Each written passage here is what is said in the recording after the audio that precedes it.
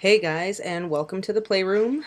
All sorts of Transformers news thrown at your faces. And yes, it is I, Lexitron, bringing you the Playroom this week. Unicronobot was otherwise engaged and could not find the time to do the Playroom for you this week, but as the show is not airing again until May 17th, I do have the time to bring the Playroom to you, so I'm going to be giving you all the news today. Um, Let's start off with movie news. Kelsey Grammer, it has been announced, is going to play the human villain in the fourth movie. Alright then. Kelsey Grammer, Fraser Crane. And according to the source, Cybertron.com, forget the affable Fraser Crane, Kelsey Grammer is embracing his inner bad guy. After his Golden Globe turn as the ruthless politician in Boss, Grammer just landed the key villain role in Michael Bay's next Transformers film, which also stars Mark Wahlberg and Stanley Tucci.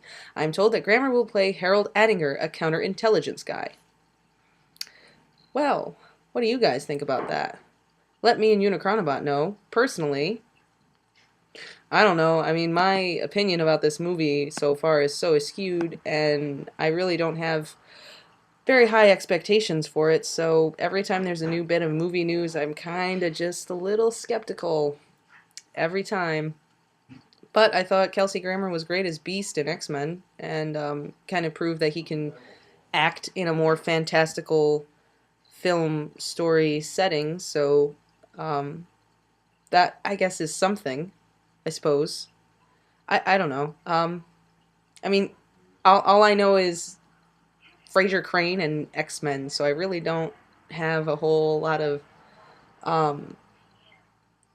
reference to go on, but he's a pretty big name, so I don't know. I guess we'll just have to wait and see what happens, but it is what it is. Let us know what you think. And I guess this is kind of news, or Transformers movie news too. Transformers The Ride 3D at Universal in Orlando is opening on June 20th.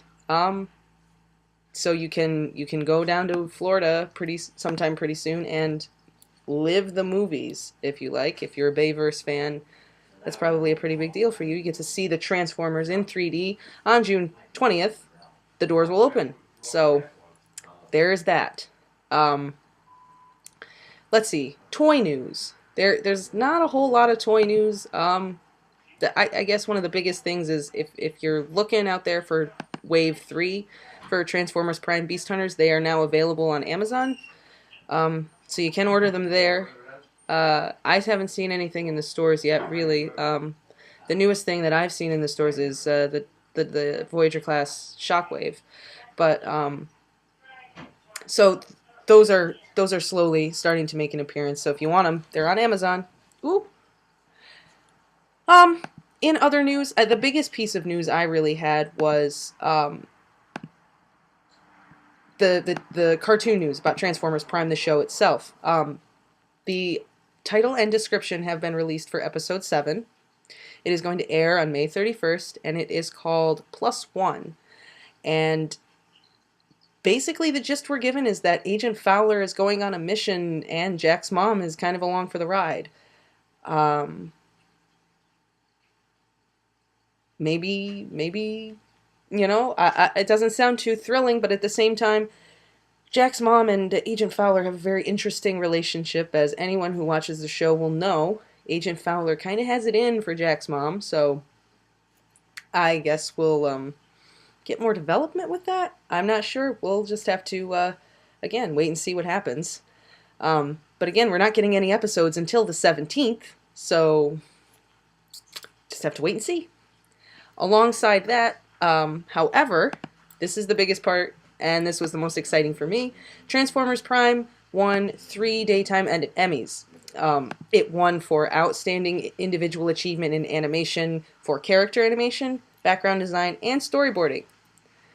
Now, that to me is a big chunk of news because Transformers Prime is being recognized and awarded for how good it is.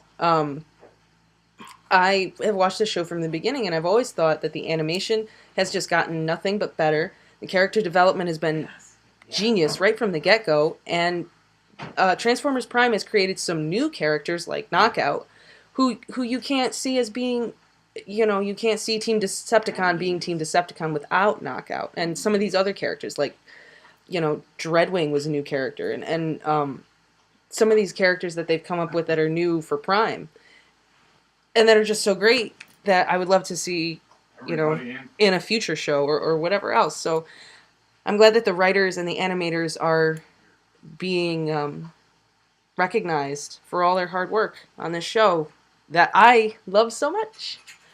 But yeah, that's about it as far as news goes for this week. Not a really whole lot to tell you guys. And hopefully Unicronabot will be back next week to bring the Playroom to you. I'm sorry I'm a little technology challenged, so I don't have all the fancy effects and things to bring to you, so that this feels more like a news show. But anyway, this has been Lexitron, and I am signing off, and until next time, all hail Megatron, everybody.